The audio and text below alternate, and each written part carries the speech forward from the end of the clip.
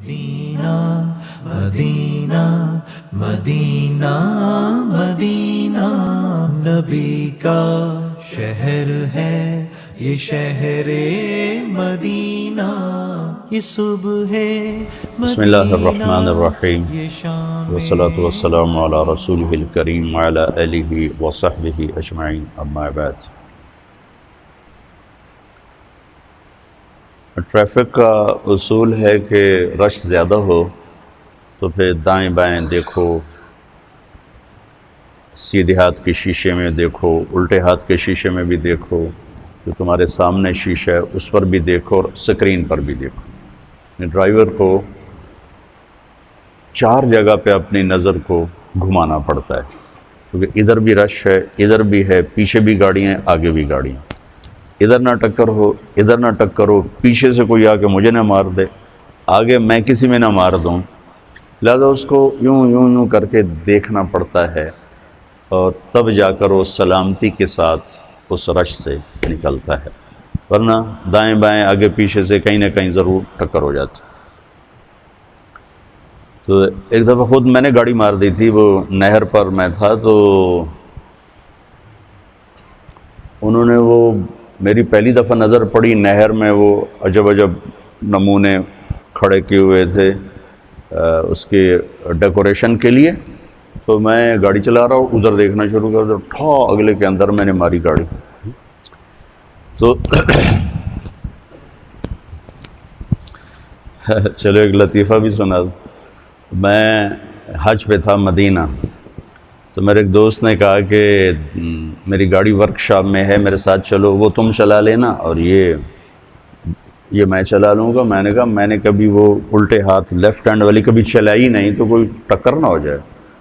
کہنے لگا اس میں کیا، ادھر بیٹھو یا ادھر بیٹھو، تمہیں چلانا تو آتا تو ہے لیکن اندازہ کوئی نہیں ہے۔ انہوں نے کچھ نہیں ہوتا، چلو میں کہا چلو، اب وہ چل پڑے۔ تو ایک بدو کسی سڑک سے نکلا، اور قاعدہ یہ ہے کہ آپ تھوڑا سا پیچھے رک کے دیکھو آنے جانے والوں کو، کلیئر ملے تو چلو۔ وہ بدو بادشاہ اس نے اندر ڈال دی گاڑی، اور مجھے آئیڈیا نہیں ہے، پہلی دفعہ میں اس طرف بیٹھ کے چلا رہا ہوں، تو میری گاڑی کا کونا اس کے بمپر میں لگا۔ وہ گاڑی تھی شیورلیٹ بڑی، تو بمپر اس میں پھنس گیا اور اس کو گھسیٹ کے لے جا رہا۔ اب مجھے کھڑ کی آواز آنی شروع ہو گئی۔ میں نے کہا یہ کیا چکر ہے، یہ کھڑ کیا ہو رہا ہے؟ میں جا رہا ہوں۔ وہ بدو نے پیچھے سے گاڑی بھگائی، اور ایک دم جو میں چلا گیا نا کوئی تو 1 فرلانگ 1.5 فرلانگ اسے آگے آ کے بریک لگائی۔ میں کہا ابھی لگتا ہے اے کم خراب ہو گیا۔ تو نکلا غصے سے، تو مجھے سمجھ میں آ گیا کہ شاید اس کی گاڑی کا کوئی چیز پھنس گئی۔ میں نے کہا پتر ہون بالکل تو ہون عربی دا ایک لفظ بھی بولے تو تیری خیر نہیں۔ اس نے آ کے دروازہ کھولا، انزل۔ میں کہا حاجی پاکستان۔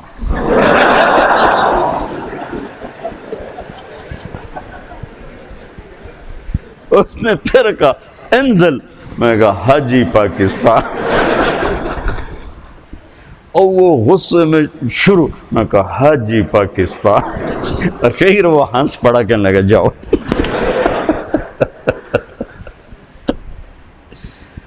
تو یہ مثال مجھے یاد آئی، اور پرانا واقعہ بھی کب کا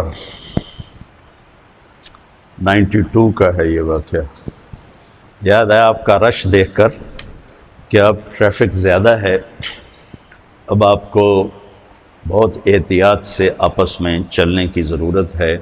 آپ کے استادوں سے ایک بات کر کے آیا ہوں، وہی آپ کے سامنے دہرا دیتا ہوں، اور یہی میرا مستقل موضوع ہے، مضمون ہے۔ میں تقریباً ہر بیان میں اس کو عرض کر رہا ہوں، نجی محفلوں میں بھی، انفرادی دعوت میں بھی، اجتماعی دعوت میں بھی، کہ معاشرے کی جو خوبصورتی ہے اس کا تعلق نہ علم سے ہے نہ عبادات سے ہے، اس کا تعلق اخلاق سے ہے۔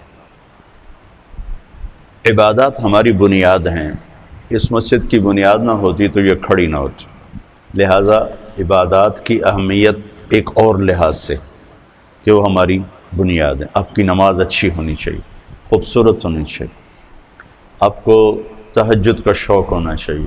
آپ کی عمر ہے کہ اس میں آپ اپنی نیند سے لڑ سکتے ہیں، اپنے آپ سے لڑ سکتے ہیں۔ ہماری عمر تک پہنچتے شاید پھر آپ چاہیں بھی تو نہ کر سکیں، لیکن ابھی اپنے آپ کو میرا رائمنڈ میں داخل ہونے کا جو شوق تھا نا، اس کی وجہ ایک طالب علم تھا، وہ تہجد مسجد میں آ کے پڑھتا تھا۔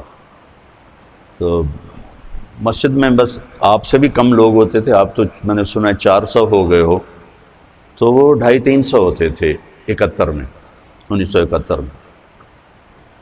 ممکن ہے آپ سب کی پیدائش سے بہت پہلے کی بات۔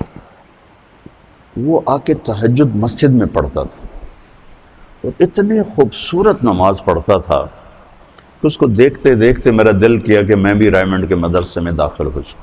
حالانکہ میری تو اس کے نہ کبھی سلام دعا اور نہ کبھی کوئی اس سے گفتگو۔ وہ تو جب رائمنڈ میں داخل ہوا تو اس کا پتہ چلا، سخی جان اس کا نام تھا اور افغانستان کا تھا وہ۔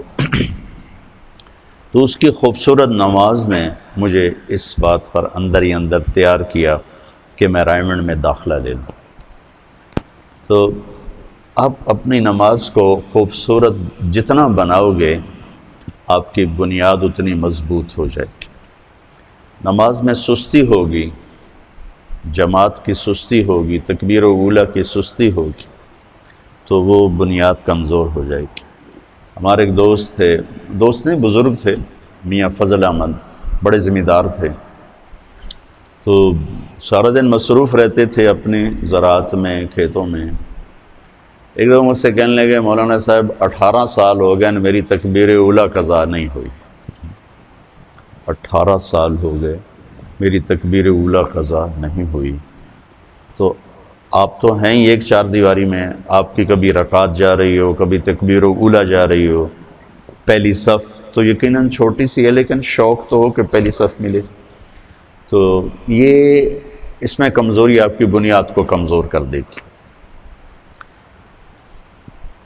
تو لہٰذا ایک تو بیس بنیاد آپ اپنی نماز کو خوبصورت بنانے کی کوشش کرو، یہ آپ کے کردار پر بھی اثر انداز ہوگی۔ ان الصلاۃ تنہی عن الفحشاء والمنکر ولذکر اللہ اکبر۔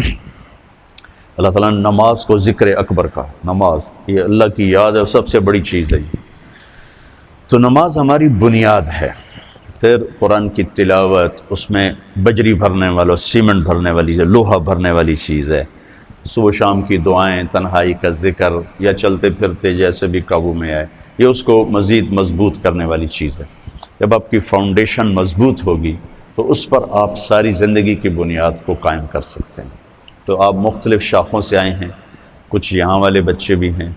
عمر کا وہ حصہ ہے جس میں سستی، غفلت بھی ہو جاتی ہے، اور کبھی مزاج بھی غالب آ جاتا ہے۔ سستی نہیں ہوتی، غفلت نہیں ہوتی، مزاج غالب آ جاتا ہے اور اس میں تکاسل شروع ہو جاتا ہے۔